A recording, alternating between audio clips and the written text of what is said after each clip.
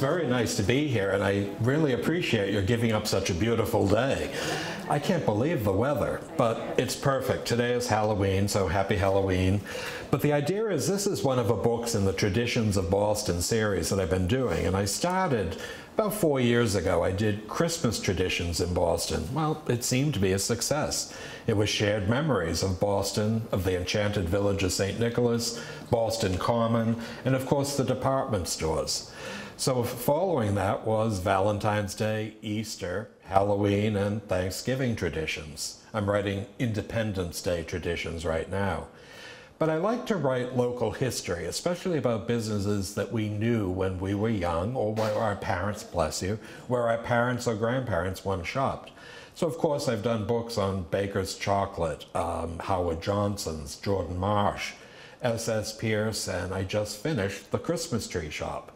I started the other day a book on Prince Macaroni, and I'm sure you all remember Wednesday is Prince Spaghetti Day. I realized I was half Italian as a child when people would yell the name Anthony every time I said my name. However, these are stories in some ways that we share, and Halloween is something that's not just a fun holiday, but it's a wholly American holiday. Seen here on the cover of the book are two children oohing and ahhing with jack-o'-lanterns. This is a black and white photograph that I actually found on eBay. And the whole idea was my publisher actually created it in color. So it's a great example of how children themselves would actually realize Halloween was something to be celebrated. Well, Noah Webster describes Halloween as October 31st, observed especially with dressing up in disguise, trick-or-treating, and displaying jack-o'-lanterns during the evening. However, Halloween is more than simply a date or dressing up in disguise. It has deep roots in the Celtic culture of Scotland, Ireland, Wales, Cornwall, Brittany, and the Isle of Man. Halloween is short for All Hallows Eve and has its origins dating back to the ancient Celtic festival of Samhain, the Celtic New Year's festival. The Morrigan was the Celtic deity associated with war and fate, who led her people, often appearing as a crow. All Hallows really means summer's end, and the festival celebrated the end of the harvest season and the coming of winter. The Celts believed that the veil between the worlds of the living and the dead were thinnest at this time, and the dead could return and walk where they had once had before. Further, those who had died in the past year and who, for one reason or another, had not yet moved on, would do so at this time and could interact with the living. Well, in that instance, we realize that Halloween is something we're told only go to houses that have a light on either the porch or piazza. Seen here on Louisburg Square, probably they have the large-size Snickers candy bar. Each doorway is lighted, and on the park itself we see jack-o'-lanterns glowing in the dark. Trick-or-treating has become something that children loved, but in mid-20th century America, it was something that was incredible, and hundreds, if not thousands of children would descend upon the streets of Cohasset. But it's also the fact that we realize that even the wonderful ducklings in Boston Common wear their Halloween costumes. Dressed in their festive Halloween costumes, these bronze ducklings in the public garden in Boston were sculpted by Nancy Schoen as a recreation of the Mallard family in Robert McCluskey's children's classic book, Make Way for Ducklings. Seen here are the ducklings. Jack, Cack, Lack, Mack, Knack, Whack, Pack, and Quack are led by Mrs. Mallard, who in the classic story lived on an island in the lagoon of the Boston Public Garden. Mrs. Mallard taught them to walk in a line, to come when they were called, and to keep a safe distance from bikes and scooters and other things with wheels. They're on their way to visit Policeman Michael, who feeds them peanuts daily. So we began to realize in some ways that the aspect of Halloween, which arose in the very early part of the 20th century, would be by here, the 1960s, children carving a jack-o'-lantern. The little girl wears a mandarin outfit, the little boy a skeleton outfit with a witch's hat, but they're surrounded by shocks of corn and Indian corn. It's not just the Halloween, but it's the aspect of celebrating the festival.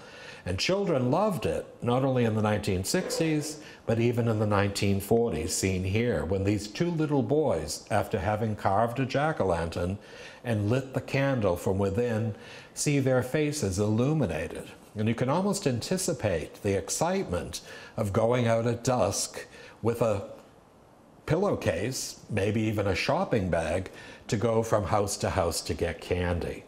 Well, in that way, the jack-o'-lantern is associated with the Irish folktale of Stingy Jack. Has anybody ever heard of Stingy Jack? Well, Stingy Jack was a clever con man who fooled the devil into banning him from hell, but because of his sinful life, could not enter heaven. I know a few people like that. After his death, he roamed the world carrying a small lantern made from a turnip, with a red-hot ember from hell inside to light his way. Many believe this legend evolved from the sightings of the will-o'-wisp, swamp, and marsh gases which glowed in the night. On All Hallows Eve, the Irish hollowed out turnips and carved them with faces, placing a candle inside, so as they went about souling on the night when the veil between life and death was thinnest, they would be protected from spirits like Stingy Jack.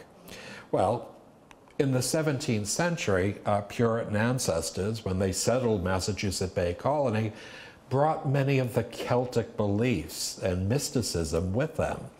It was thought that many people could be witches. And seen here, during the witchcraft trials in Salem of 1692, this little booklet, which was published in London in 1643 by John Hammond, gave the story of a woman who was known as the Witch of Newbury, England.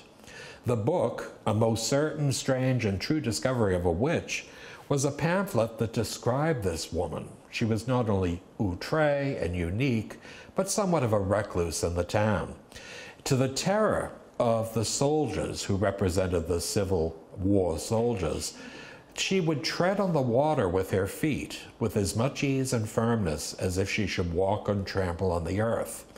And when she was overtaken by soldiers, the purported witch was fired upon by the soldiers, and with a deriding and loud laughter, she caught their bullets in her hands and chewed them.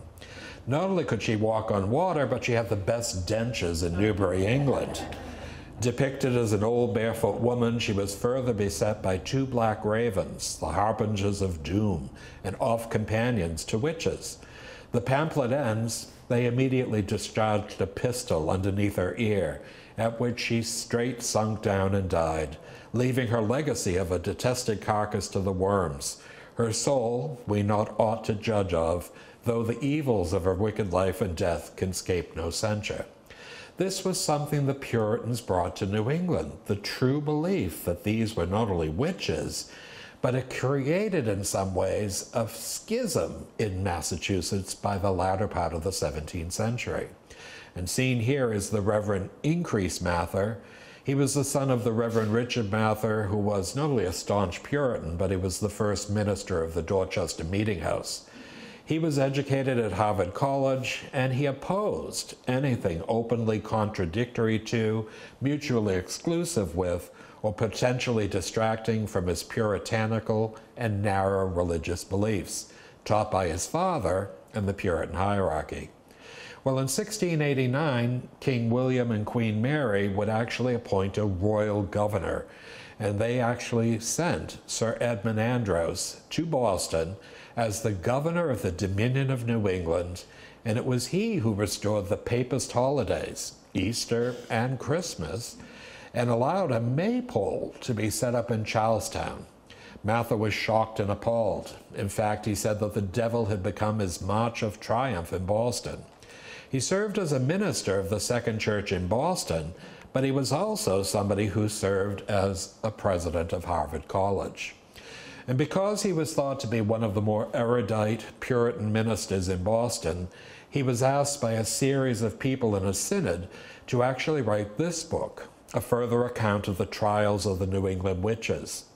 This was published in London in 1693, but as Mather was president of Harvard College and a respected clergyman, the book outlined the observations of a person who was upon the place several days when the suspected witches were first taken into examination. In his book, he called into question the use of spectral and other evidences allowed to be used by the judges in the witch trials.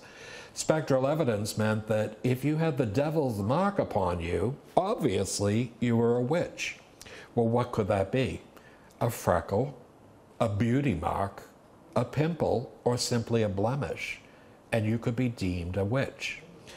In the case of conscience, it states doubts arose, as we have stated, about evidence used in the trials, and it came about that the subject of the witch trials was discussed by the ministers, and in that way, the presiding judge of 9 judges would be Lieutenant Governor William Stoughton of Dorchester.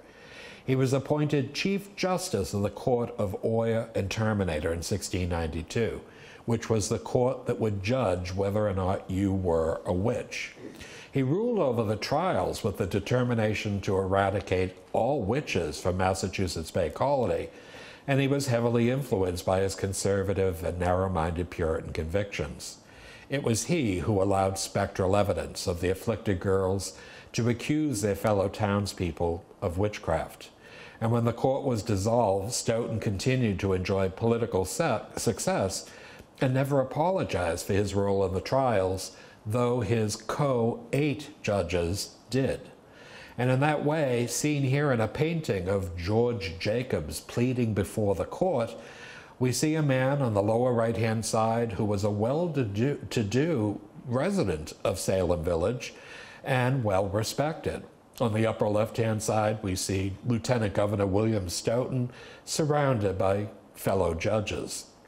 The problem was, the girl in the lower center pointing at George Jacobs is his granddaughter, and she accused him of being a witch. It was believed, and he was one of 20 witches that were hung. In that instance, you began to see people turning against family members, village members, and anyone who was thought to be unique. Well, in that instance, the only one of the 21 who were accused of witchcraft that were executed was Giles Corey. And seen here in a lithograph, this is a man who was accused of witchcraft by the 5 main proponents of the trials: Ann Putnam, Marcy Lewis, Abigail Williams, Mary Walcott, and Elizabeth Hubbard, and he's being led into court. He pleaded not guilty, but refused to be tried by the court, which, in his view, already determined his guilt. So he stood mute rather than putting himself on the country, which is a term to mean he said nothing to defend himself. Well, he was sentenced to peine forte dure, even though it was an illegal punishment, and ended up being torturously crushed to death by heavy boulders in 1692. One of the major factors which made Giles Corey a prime target was not only his relationship with the rest of the community, but a prior conviction for murder. His chosen means of resistance and dramatic death reveal a strength of character. Well, in that instance, you realize through the Celtic culture, much of this had been introduced to the New World. And whether they were from Great Britain or Ireland, these also included games that would be played on All Hallows Eve, or Halloween. This is the first of the 3 that I discuss, and it's called Snap Apple Night. You might want to notice on the lower right-hand side this group of children surrounding a wood tub filled with water and bobbing apples. Well, this was always celebrated on All Hallows Eve, a time when supernatural influences prevail, the time when spirits, both visible and invisible worlds, walk abroad and can be evoked by human powers for the purpose of revealing the mysterious future, and spirits can be called from the deep at will. The word Halloween actually means Saints' Evening, and it comes from a Scottish term for All Hallows Eve, the evening before All Hallows Day. Well, as you can see in this painting, the group of people, both family and friends, gather around together watching these children bob for apples. They look very happy, but I'm sure that it was with the inducement of alcohol. But the boys and girls were said if they actually bit into the apple and extracted it from the water by their teeth, they would actually get their favor. And in that way, you realize that even here, Halloween, in an etching that was done in 1790, shows people around a brazier, you can see it on the right-hand side, as an engaged girl places a nut on the fire. It was said if the nuts burnt quietly, the future marriage would be happy. However, if the nuts spat and hissed, the future marriage would be stormy. However, if the woman to be married put 2 nuts on the fire, one for her future husband and one for herself, and the nuts spat and hissed, then this was obviously a bad omen for their future happiness. Didn't we all do that? Leave it up to the nuts. And this is called the 3 luggies. The young girl is seen at the head of the table, blindfolded, with 3 plates in front of her. Well, she's told to put her hand into one of the 3 bowls in front of her. If she dips her fingers in the clear water, she'll marry a bachelor. If she dips her fingers in milky water, she'll marry a widower. And if into an empty bowl, then it's a sure sign that she will live in single blessedness all her days. Well, this ceremony must be gone through with 3 times, and the hand dipped twice into the same bowl in order to make the predictions of any value. Well, these are things that probably many of us had never heard of, but the idea here was that by the early 20th century, children are photographed in front of a zinc tub with water and apples bobbing. It says the sign above this tableau reads, "Shake hands with the ghost," with children bobbing for apples floating in a huge zinc tub, and they hold their hands aloft as a friend dressed as a ghost hovers above them and 2 levitate on either side. Bobbing for apples started in Europe hundreds of years ago as a common way for young lovers to court one another. Can you imagine? If they didn't drown, they might have married. If the bobber, typically a young girl, successfully bit into the apple with the name of a love interest in one go, then fortune favored the lucky couple and fate gave them the go-ahead. However, it's also said that the first person to bite an apple will be the next one in the group to have a marriage. Now, when you think about it, we could translate that to the bride, after her wedding, throwing the bouquet to all of the unmarried women, or throwing her garter to all the unmarried men. So in that instance, these are things that have evolved over time and still have a little bit of meaning to our lives. Well, seen here in a poem by John Greenleaf Whittier, which actually is on the back of this Hallmark card, a young boy and his very inquisitive spaniel look into a lighted jack-o'-lantern. It's charming, but it says, "When wild, ugly faces we carved in its skin, glaring out through the dark with a candle within. When we laughed round the corn heap with hearts all in tune, our chair a broad pumpkin, our lantern the moon, telling tales of the fairy who traveled like steam in a pumpkin shell coach with 2 rats for her team." You might think of Cinderella in her coach with rats. Well, in that way, this is something in some way people began to realize, and the basics of Halloween in Boston were now in place. Thanks to the immigrants in the 19th century from Ireland and the British Isles, with children going from house to house seeking sweet treats in the form of soul cakes and carrying jack-o'-lanterns. We give candy, but 80 or 90 years ago, our ancestors gave cake. Shortly after their arrival in the United States, the Irish had substituted the turnip for the pumpkin as their lantern of choice on Halloween, as it was much easier to carve. And the term trick-or-treating had evolved as it meant young people and children went on a destructive bend if they were not given treats, such as soul cakes or later candy. I'm not going to ask for a show of hands, but I'm sure we've all heard stories of houses being egged or toilet papered simply because they didn't offer candy. Well, by 1900, some of the children that were now going out trick-or-treating would not just wear costumes, but they even wore some of their own clothing. Now, this is a lovely photographic postcard of a young girl. She wears a white muslin dress with lace, obviously it's her Sunday best, a witch's hat with stars, and she carries a jack-o'-lantern.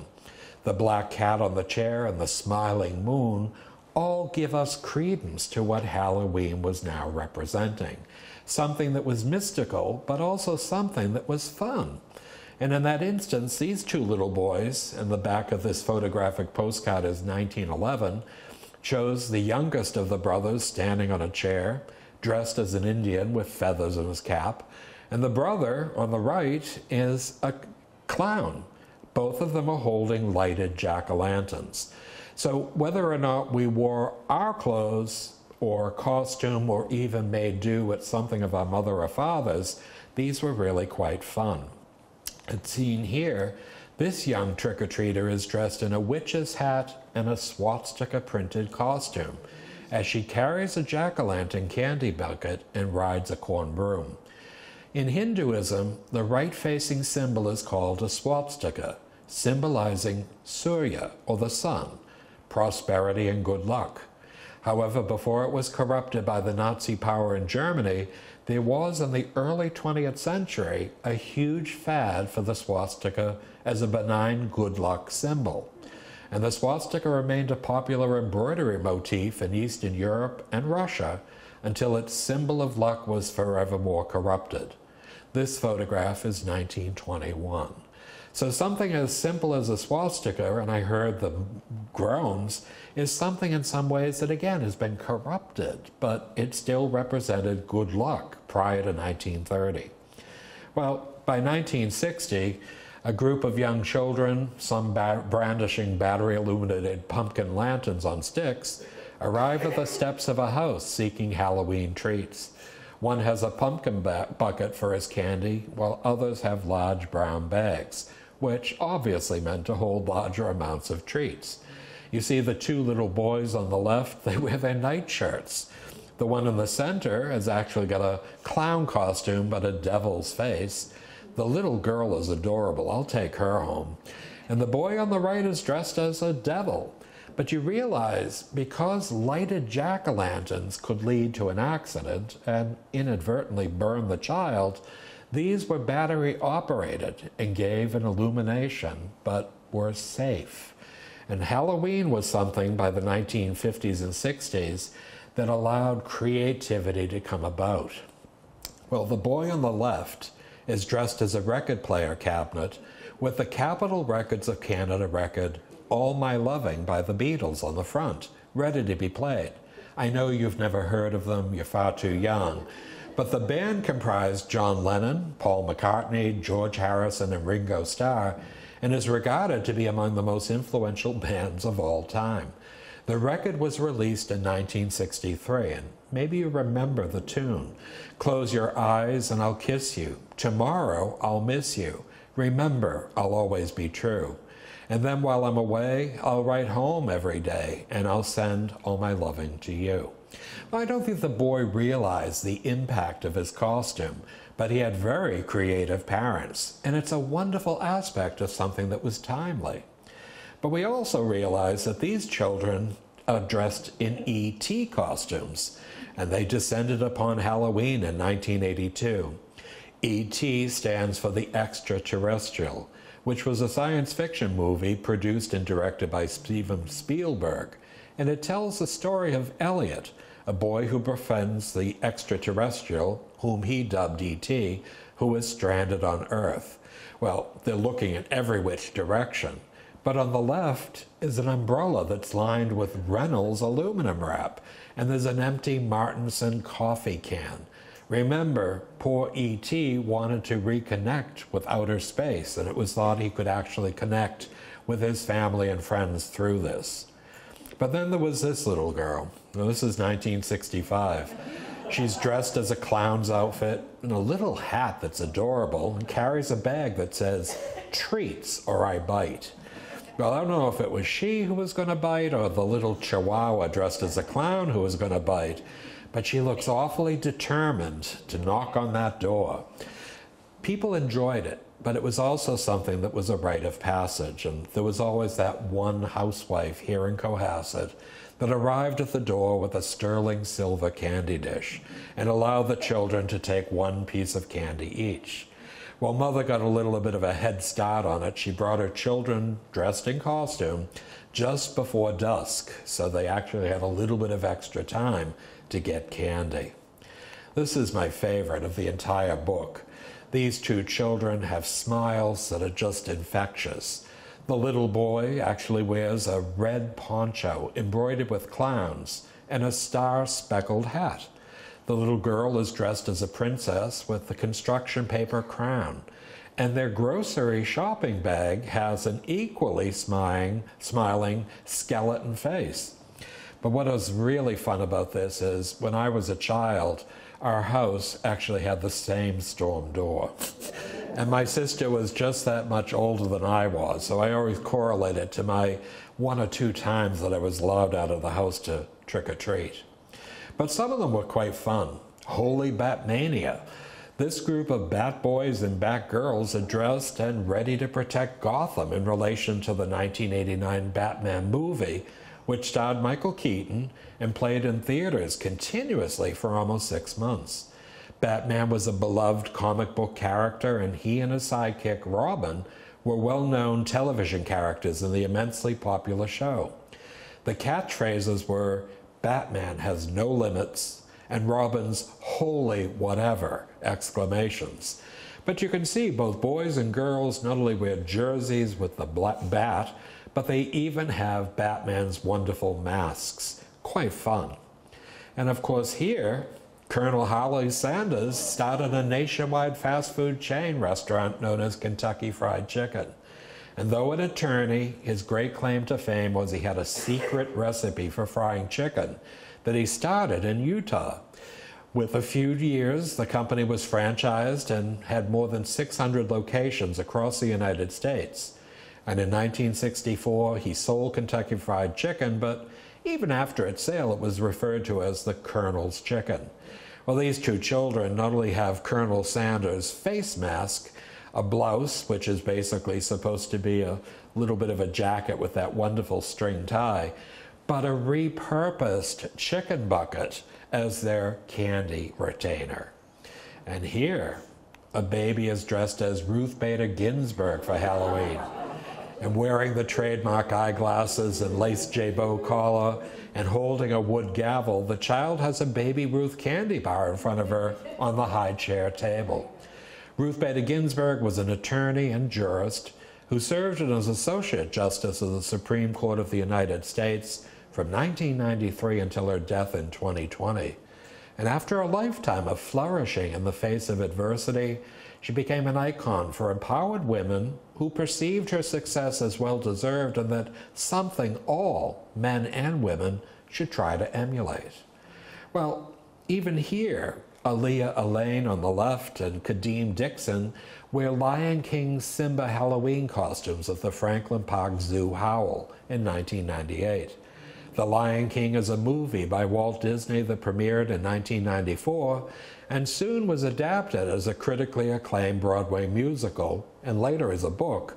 All show how the lion takes his place in the circle of life. Well, the popularity of this character was immense, and the beloved Simba became a popular icon.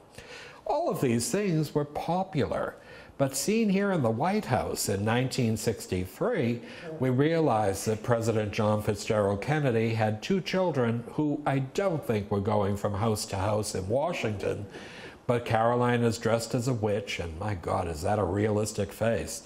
And young John is dressed as a a skeleton, along with a white outfit.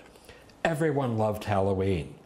But in that instance, it wasn't just the fact that you could make a costume or you could actually reuse something that might be old. By 1920, a company by the name of Weldon's created a catalog of 200 designs for fancy dress for children. Here on the cover, a little boy on the left has become the Pearly King of London, a dairymaid, a girl in a kimono from Japan, and a gypsy. These were fun. But with simple scraps of material, someone could run up on the sewing machine or sew by hand a quick outfit. And in that instance, children became somewhat individualistic. But by the period of 1923, Gibson Art Company from Cincinnati produced a booklet called Decorations and Party Goods for Halloween. Well, the cover had a black cat smiling at us, orange eyes, nose, and mouth. And within this, it gave all sorts of different explanations of how you could actually decorate for Halloween. It had things that young children could follow to make a black cat mask. Piece of black construction paper, cut out small areas where the eyes would be seen, and of course 2 holes on either side, so with the use of twine, it could be affixed to the back of the head and you became a black cat for Halloween. It also gave things such as balloons that could be decorated as clowns, as well as you see on the upper right-hand side, hollowing out an orange shell to make it into a basket for fruit. These were fun, and they were great arts and crafts projects for the children leading up to Halloween. But this company, the Kirchhoff Patent Company, was somebody who repurposed themselves.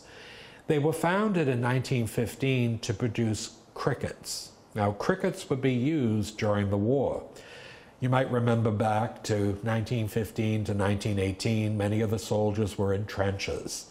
They knew who was on either side of them, but they didn't know who was on the ends or across from them. And the cricket was something that would make a sound. So if you knew that cricket and the sound, you knew that there was a friend. Well, after the war ended in 1918, they created a Halloween line. Now remember, if you have 100 children, and maybe they look all like E.T. or Batman, you would want to know that your child was safe. Well, the cricket was something that would actually still make a sound, and you would hopefully hear that cricket from the child. Bless you. They also created whirligurgs, which was a wooden box, and with a handle you'd whiz it. And of course, down below, a circular piece with dried beans, which was almost like a mariachi. Well, in that instance, these were used during Halloween right through to the 1940s, and they were decorated in orange with a black cat, a black owl, a black witch, varieties of things. And it was something that really was quite popular. But it was also the fact by the period of the 1950s, many different stores would set up a counter just for Halloween. This is SS Kresge. Do you remember Kresge's? Yeah. Well, this was in Jamaica Plain, and it was a seasonal display of jack-o'-lanterns. You see here, not only were they plastic, but they were battery operated. And you began to see not just masks, but also candy. Simplistic, but by that period, after World War II, people such as here at W.T. Grant and Company would have a costume section that said, "Who will you be on Halloween?" Well, in the case, you can see all sorts of things that you could actually get. Yes, there were crickets, but there were also little horns with a rubber bulb. But on the left-hand side was one of many racks of costumes, and you could choose what you would wish to be. A skeleton, a princess, or a dinosaur, maybe Mickey Mouse. But by this period, the costumes were flame retardant. Remember, a lighted jack-o'-lantern, no matter how careful someone is, especially a child, could drop, break, and ignite fabric. In this instance, this was something that began to show the incline towards being more careful than sorry. And even here at Jack's Joke Shop in Boston, they had a whole wall covered with latex Halloween masks of the famous and not so famous, including politicians, animals, monsters, Cleopatra, and Marilyn Monroe. Founded in 1922 in Scully Square, this was a company that offered a variety of tricks, jokes, novelties, magic supplies, as well as theatrical supplies, including costumes, makeup, and wigs. It was fun, but it was more for the adult. And of course, seen here in the early 1970s, F.W. Woolworth. Originally a 5-and-dime company, this actually offered flame-retardant Halloween trick-or-treating outfits. These were $1.98, and they were usually one piece. We see in the very center a skeleton, Donald Duck, and a witch. On the right-hand side, they actually had masks. You could simply wear a sheet. And of course, candy. And here, the little sound horns. These were, again, little trumpets with a vinyl or rubber bulb that you would simply squeeze and it would make a sound. All very good for the child to be seen and heard. But even Sears Roebuck catalog, some 600 pages, would have actually 3 to 4 pages of Halloween outfits. And for $4.30, not only were they flame resistant, but they would be sent to you. They were a little bit sexist. If you look at the bottom, a young girl is encouraged to be a Red Cross nurse, a ballerina, a majorette, a beauty contestant, or a princess. And a little boy on the upper left-hand side could either be a Marine or an Army man, a policeman, an Indian, and a construction worker. The non-binary, I guess, word is on the upper right-hand side, and anyone could be Batman, Superman, Mickey Mouse, or even Minnie Mouse. So these, again, were the type of things that now children looked forward to, but they were something in some ways that would continue right up until the 1980s. Now, you're of the right age. Do you remember lunch boxes that were tin? And they would actually have all sorts of different things from television characters and cartoon characters. And the idea was they also had Halloween costumes in that same vein. Well, this shows superstars and their bright flame retardant costumes. And they went the gamut, as you can see here, from Bugs Bunny, Hot Wheels, Bam Bam, Pebbles, Casper the Friendly Ghost, as well as Popeye. These were flame retardant, beautifully done, and could be kept from year to year for the next brother or sister along the way. But one thing that was done in the early 1960s was, "Have gun, will travel," the motto of Paladin. Beginning in 1958, this was a popular Western television series starring Richard Boone and Cam Tong that was produced and originally broadcast on both television as well as radio. The television version of the series was rated number 3 in the Nielsen ratings every year of its first 4 seasons, and is one of the few shows in television history to spawn a successful radio version. So with this 5-piece outfit, including a vest, mask, tie ring, and belt slide, what young boy wouldn't be proud to be Paladin on Halloween? Does anybody remember Paladin? He was really quite popular. But Halloween costumes are fun, but the whole thing about Halloween is to get candy. Seen here are marshmallow witches made by Carlton, and they're all individually wrapped. But Halloween seems to be a night when children roam the streets dressed in costumes and masks or homemade attire and seek candy from every house within walking distance. Candy companies such as Curtis, Brock's, Nestle, Schrafft's, Mars, Hershey's, Luden's, Carlton's, and Necco, among others, offered everything under the sun, from the well-known Baby Ruth, Butterfinger, Mars Bar, Fifth Avenue, Nestle Crunch, and Nutlog candy bars, to Cracker Jack, Wrigley's Chewing Gum, Wowee Chewing Gum Whistles, Pez Candy, Indian Corn, and even fresh fruit, which was the house you stayed away from. But in that instance, Curtis, seen here, had 6 varieties that would be offered as trick-or-treats. Buy them by the box. Well, this actually included Baby Ruth, Butterfinger, 5-cent bar, Coconut Grove, Chum Bubblegum, and a 2-cent bar. The 5-cent bar today is $2.49 at CVS. Founded in 1960 by Otto Schneering, this was a company that had to change their name because during World War I, many Germans were actually discriminated against. And the first candy made by Curtis was called Candy Cake. It was later renamed in 1920 as the log-shaped Baby Ruth Candy Bar. And the second candy made was the chocolate-covered peanut butter crunch Butterfinger, which was introduced in 1926. So in that instance, you began to see the traditional things that some of us still enjoy were not only important, but it was also the fact that they did advertisements right up until the very present. This advertisement from the 1980s shows a group of children in costumes standing in front of a house. And the adage says, "This is the house that has Brock's candy. Somebody ring the doorbell." Well, I don't think there are many children that are reticent for ringing the doorbell, but it's a good example to realize that many people were quite generous. Well, this woman offers Baby Ruth and Butterfinger candy bars to two trick-or-treaters. Dressed as a witch and a bunny rabbit, these two children smile at the candy as their bag says, "Tricks or treat." A Baby Ruth is a candy bar made of peanuts, caramel, and milk chocolate covered nougat, covered in a compound chocolate.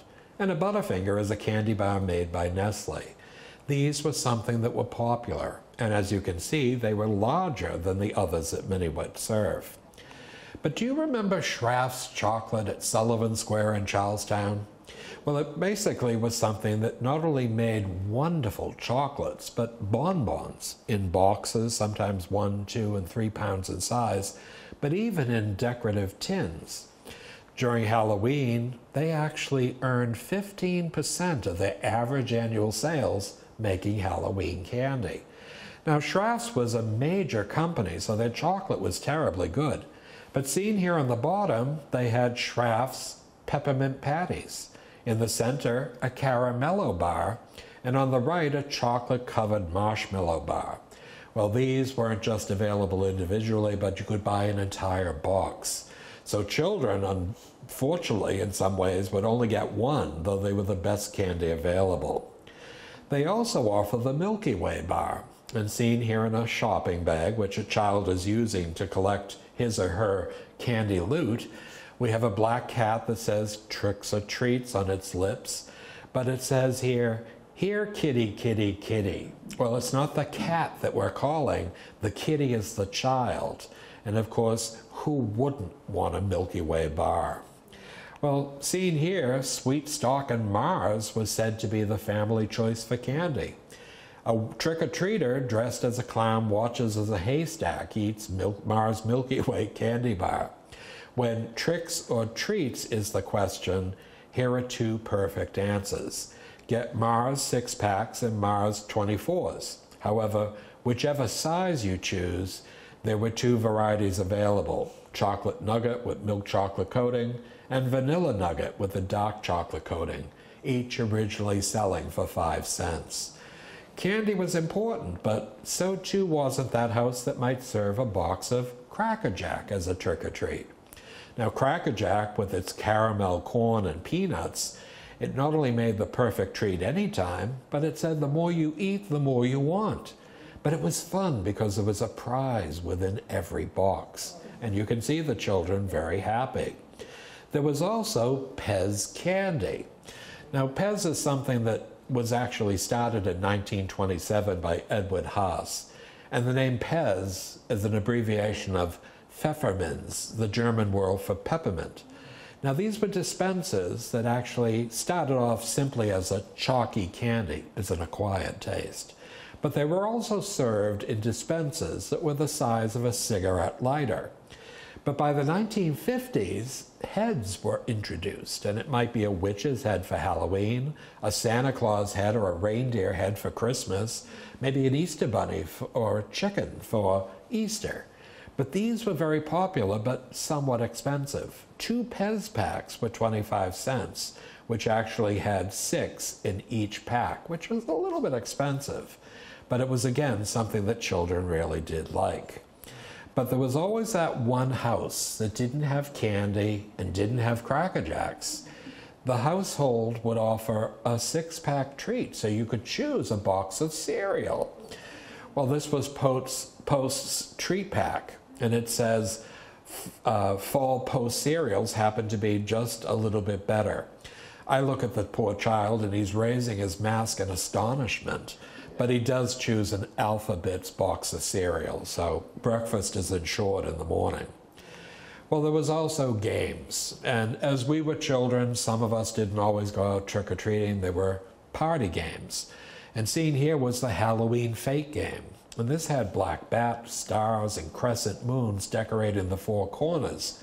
And this was a game of fate or fortune, And during that period, you would spin the dial, and it would tell you one of 16 fates that would befall you on Halloween. Children loved it. And the fates were, your dog will eat your homework. A bat will steal your hat. Eat an apple a day, or your teeth will fall out. And if you wake up late tomorrow, eat a lemon. Well, they were fun. Children loved it. But these games were something in some ways that even Parker Brothers made the Black Cat fortune-telling game. And this was something that showed a black cat with a red bow tie on the box cover. And the game included 4 sets of 6 cards each related to a suit: hearts, diamonds, spades, and clubs, with images of cats on the obverse and fortunes printed on the reverse.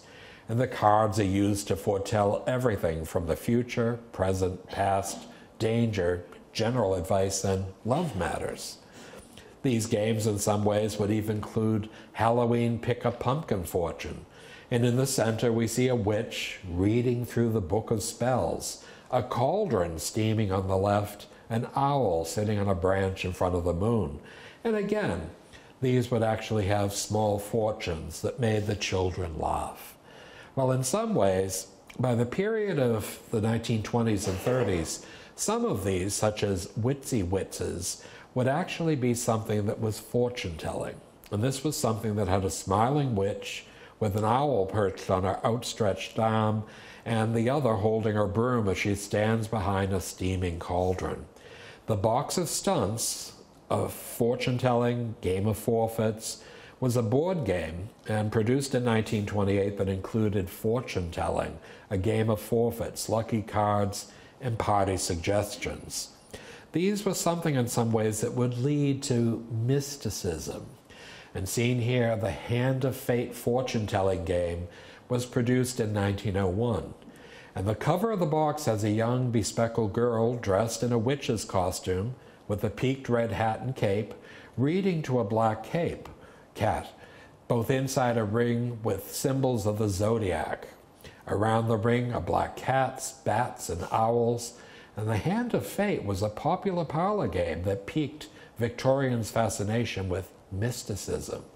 And this would lead some ways to such things as fortunes by the luminous spirit.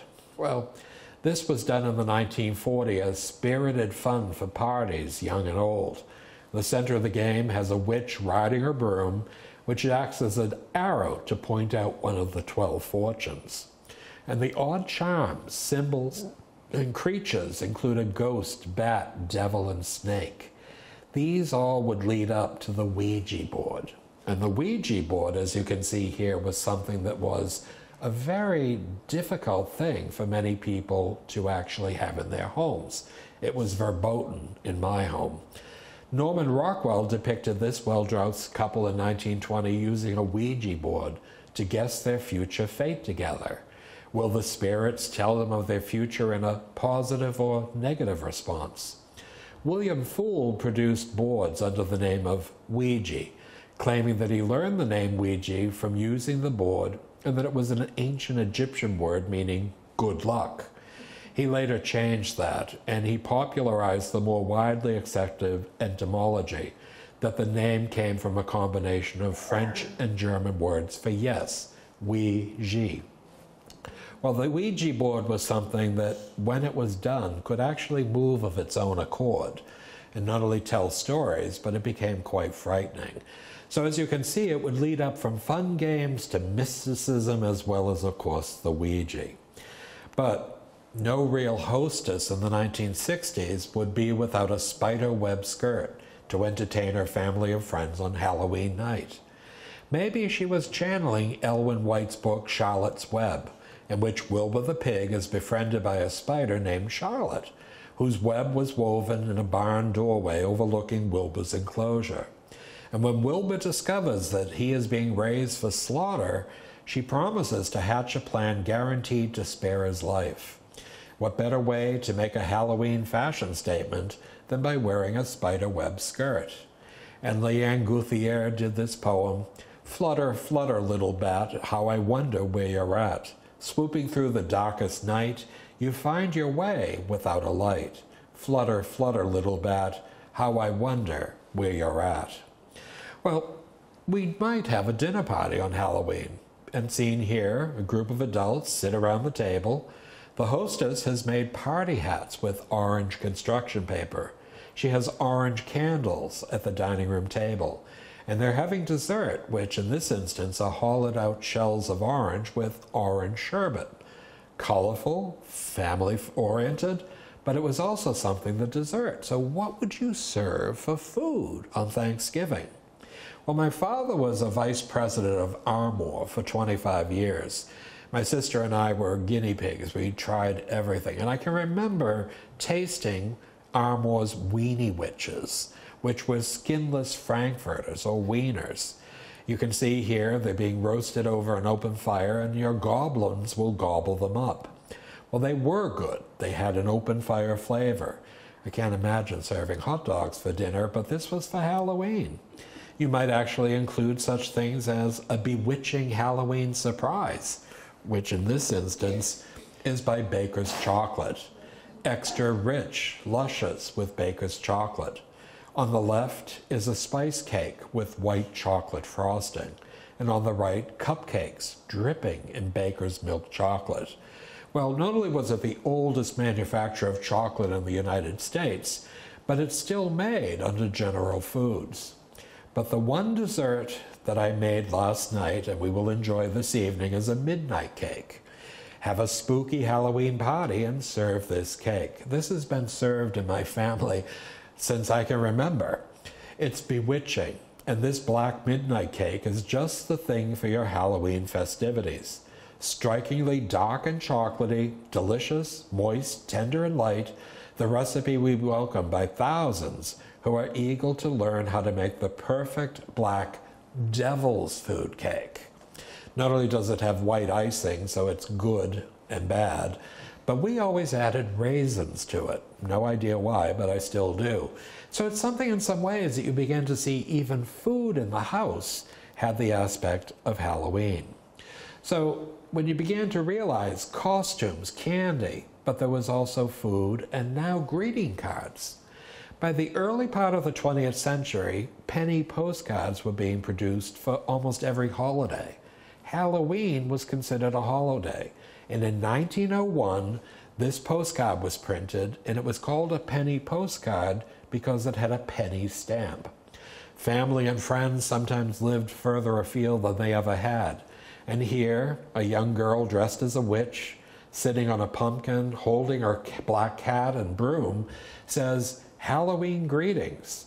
May Halloween's frolics engage you tonight, and your future by witches predicted be bright."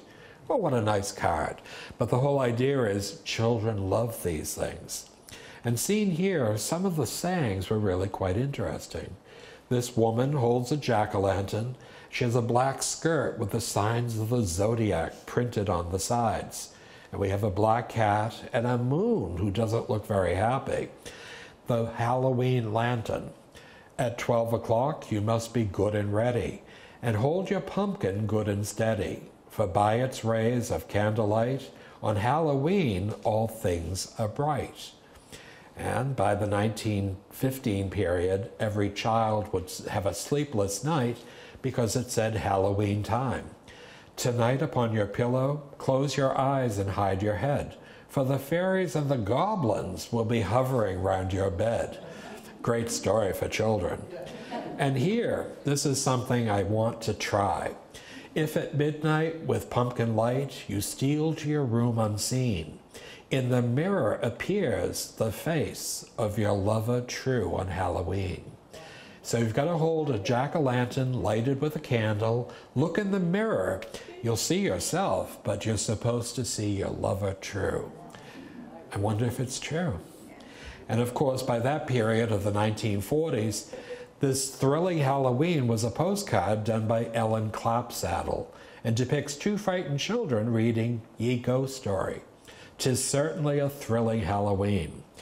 Clapsaddle was a well-known artist at the turn of the 20th century and who was recognized as one of the most prolific postcard and greeting card artists of her era. She did wonderful things, and seen here, Ellen Clapsaddle depicts a jolly Halloween, and had a boy dressed in a white collared robe holding a large jack-o'-lantern. The boy's arm has a metal rivet that allows the arm and the pumpkin to move to cover his face.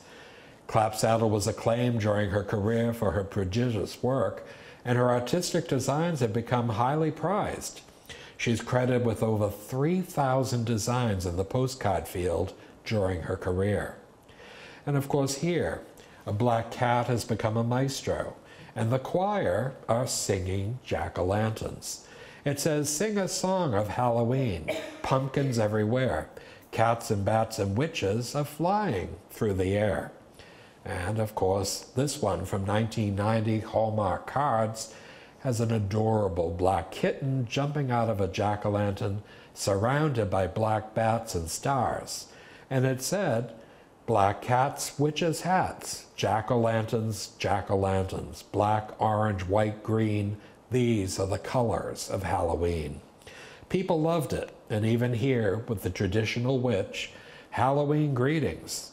Dame Fortune will have smiled on me, her cat's the blackest ever seen, will have brought to me the best of luck if I may see you on Halloween. Fun, and children loved it, but didn't adults. Well, Halloween might be an old-fashioned way of saying the night before All Saints' Day, but it has become so much more than that. Halloween is still considered a powerful turning point in the wheel of the year, signifying the cycle of life, death, and rebirth. The pumpkin is often linked to rebirth and fertility and symbolizes harvest and crops. So with the tip of the hat to the ancient Celtic festival of Samhain, we realize that Halloween has come full circle.